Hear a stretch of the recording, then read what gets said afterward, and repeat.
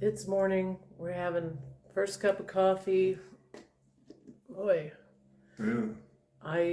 first thing that happened to me was I walked into that dog gate, knocked it over, and busted my knee and my foot at the same time. Oh, is that what that was? Yeah, I was like, well, you didn't even say, are I you heard all it. right, I honey? heard it. Nothing. So I Nothing, went, no. dang. Thank you. Yeah, I heard it. Thank you for caring. Oh, it was funny, huh? Yeah, now I got a big bruise on my leg.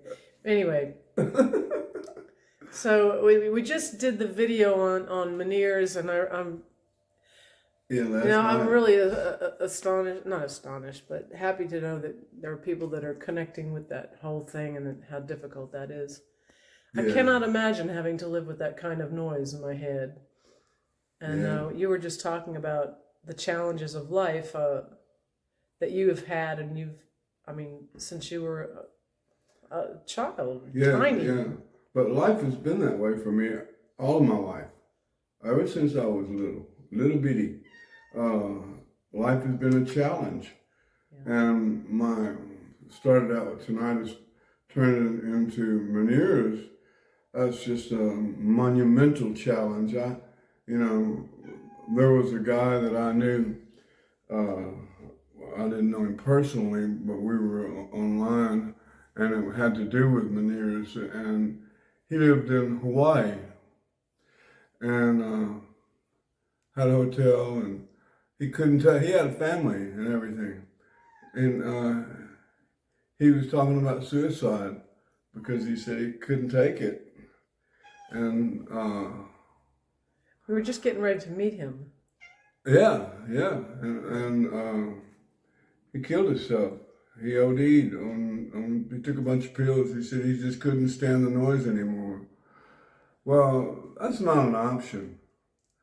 That's permanent, that's a permanent thing, and you have to imagine the impact that you would have on all the loved ones you left behind. It's almost, I would say, selfish, for someone to terminate their existence because they can't stand the noise. Mine is louder than an airplane engine, but if it hadn't been for my Menieres, I would have been in terrible shape or dead, that's for sure. Because what Menieres did for me is to stop me in my tracks, and I had to reevaluate my life and learn how to live. And you were around 50 when that happened. Yeah. So it's not a matter of, it wasn't age. Age doesn't. No, you don't it had have nothing any. to do with age. You don't have any of those, because people are talking about, well, getting older, blah blah. No. Oh hell, it ain't got nothing to do with getting older.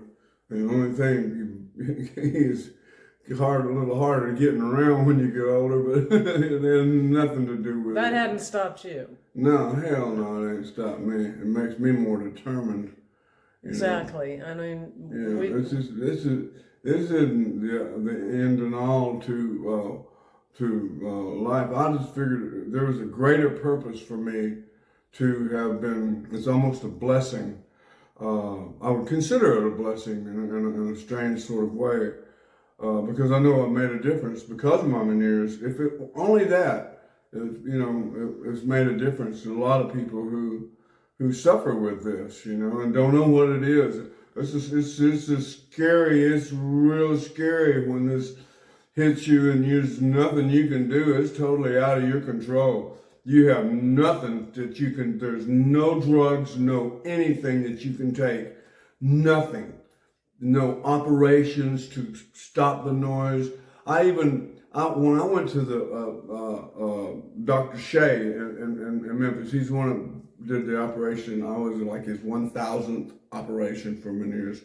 When I went to him, I was crying, and I told him, please, can you just remove everything? Take the whole eardrum out, take everything out.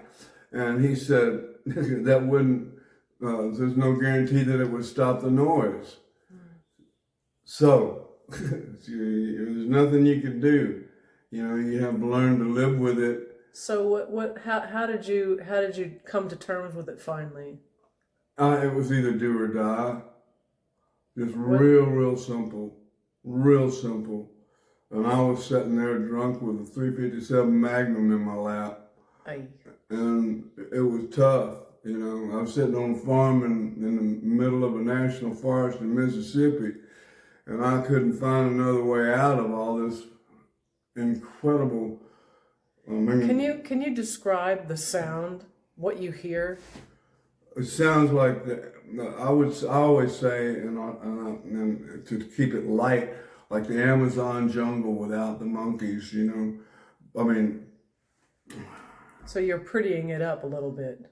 Huh? You're prettying it up a little bit. Yeah. It's horrible. How loud is the sound in your head? It's louder than my voice is, louder than your voice is. What kind of sounds do you hear? It's just ringing and clamoring. It turns into, well, and I hear my heartbeat. You know, in my left ear, I hear my heartbeat, and so it's like constant. You know, then you got the whole of this. There's so many that I can't count them noises. I just remember one day when we were at the farm, and we were vacuuming the stairs, and I was holding the vacuum cleaner for you, and I put it up here next to my head, and it was going full tilt, and it was like, and almost a balance. Comforting. Yeah, almost a comfort. You know, my shoulder was hurting because I was holding the vacuum cleaner, but it was like almost a comfort. It was like a sonic vacation for me. Right. And where something kind of balanced out for just a moment, you know. But, you know, that moment really made the rest of it difficult because suddenly there was this peace or something, you know. I don't know, it's really difficult to describe, but you can't possibly imagine because there's more than you can count. I would say it's like the Amazon jungle without the howler monkeys, you know. Trying to keep it light, but it's like that, you know. You can, and steam whistles and all sorts of, and then sometimes they go doo doo doo doo doo doo. That's when it started with me. I was in Holly Springs, and I had bought a building right down one block off the courthouse square in Holly Springs. I bought a building, a real old building, and converted it into living quarters while I was working on the farm. And it seemed like every night when I was still drinking alcohol, and every night when I would go to bed, I would lay down and I would hear that very thing, doo doo doo doo, and I was saying, who the hell? It sounded like somebody practicing the cello and they only knew two notes. You know, da, da, da, da. And I said, who the hell is that? Every night when I lay down, I don't care if it's 12:30 or 1 o'clock or 2 in the morning, they start playing this damn cello. Da, da, da. And then one night, I laid down and it was a da, da, da. There was a flower shop right next door and a funeral parlor right across the street and one door down, you know. And then the pharmacy was right there, which was real handy for me. And then city cafe right there. I mean, so everything was within reason. And Holly Springs is a very small little town. It's like where we are now. And anyway, it's like that night I got up out of bed. I had my underwear on, you know, and pulled my cowboy boots up and stuck my hat on my head. And I went marching over to the flower shop. I knew they were practicing late, you know. And I got my head up against the wall of the flower shop listening, da, da, da. And nobody was in there. I couldn't see anybody. And then I thought, oh God, what if the police comes by? Here I am in my DVD, cowboy boots, and a straw hat, you know. Yeah, man. I knew I had some problems then. I knew I had more problems than just my alcohol, you know. I knew I had something real serious going on. It was kind of all coming to a crashing end, wasn't It it? come to a crashing But beginning. A crashing beginning and level of understanding. But there was a gigantic turn. It was like turning, from the dark side to the light side. Not. Yeah, But it really did. realized that I had to see someone who knew what this was, and so I went to a bunch of different doctors, and everybody wanted to put me on drugs. They want to put you on this for that, and one thing would cause reactions to the other, and it would cause reactions, and it compounded the issue. It got worse and worse, and then finally I found Dr. Shea, and it was Shea Clinic in Memphis, and I wouldn't go to it because it was a clinic. Right. That's just bad title. If it had said hospital, I would have gone sooner, but it said clinic. I didn't figure I'd be standing in line, with a bunch of hobos, Waiting for the pills. I wasn't close there anyway. But when I saw him, he said, no, I was crying. I was crying and begging him to help me. And he said, I can help you. He said, I'm not going to take your eardrum out. He said, but I can help you. What you have is Menieres, called Menieres disease. And I always think of disease as something rotting and all that. Disease, look it up. Discomfort. That's all it is. Dis-ease. It's just a word. It sounds powerful, but it's... Well, the medical world does like to scare you. Scare you and get you doing all kinds of things. Yeah. But then I was like, he told me he could help me. That was like, I felt like a child being comforted for the moment, And it wasn't that much longer that he was operating on me, cut me from here to here, drilled a hole in my head that big. Well, and if that hadn't happened, they wouldn't have found out that you had a blood clot there. Yeah, I had a blood clot from being hit with a baseball bat. I have a blood clot this big. Had a blood clot. I had a blood clot, and on my skull right here is looks like coral. I still have the X-ray photo they took. It looks like coral. And there was a lady I knew who was a nurse. She was a retired nurse, and I was showing her my X-ray. And I said, what is all that gray stuff? She said, that's your brains, honey. That's why they call it gray matter. And so you can see through the coral. And so I just have to be careful I don't get... Well, it was a blessing. Take a good shot right here, It was a blessing that actually happened because you would have been dead because of the blood clot. Yeah, I would have died because of the blood clot. Yeah.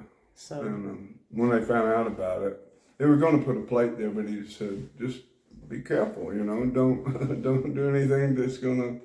Because what I have, it's real strong. It's real strong, but it just looks like it's like a web. That's part of mine. It's big right here. Yeah. See, and that'll be forever, It doesn't grow back. It's strong, though. I don't know. I'm glad that what I have to say about what I deal with, that it makes a difference. And, there are some people who have responded saying, yes, thank you very much, because I know that, sometimes you have vertigo. Just go to your chiropractor and ask him to adjust the atlas. Your atlas is it's the first of your spinal cord. First member of your spinal cord that your skull sits on. Vertebra, is that what you're... Vertebra, thank you. And it's the first one. It gets off kilter just a little bit. And so, and all your nerve endings run through that, down in there and out to your body.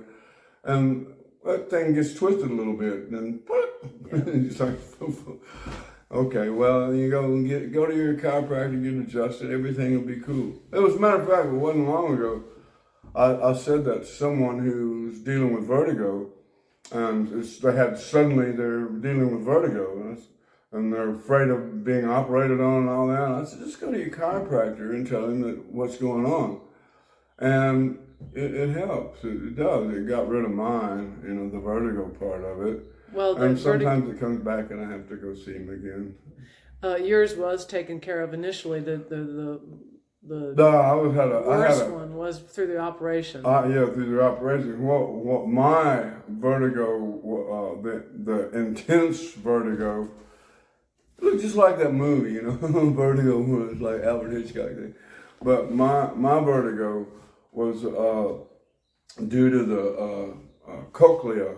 I didn't, and the endolymphatic sac of the cochlea of my left ear, that sac wasn't draining, and so it was putting pressure on the cochlea and more and more. And so they had to put a shunt tube, Dr. Shea put a shunt tube in the endolymphatic sac to where I'd have it's a permanent drain tube, it's what it is. And so that, that's what I have. That's how they dealt with that for me. But I still have a little vertigo from time to time, not as debilitating as when I had to be operated on. So I can just have it tweaked every now and then.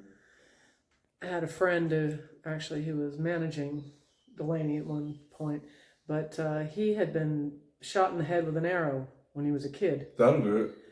Well, when he got older, and he wasn't that old, he had that vertigo that it was so bad he ended up dying from the vertigo. It was so incredibly intense. He couldn't stand up. He couldn't move. It was horrible. Yeah.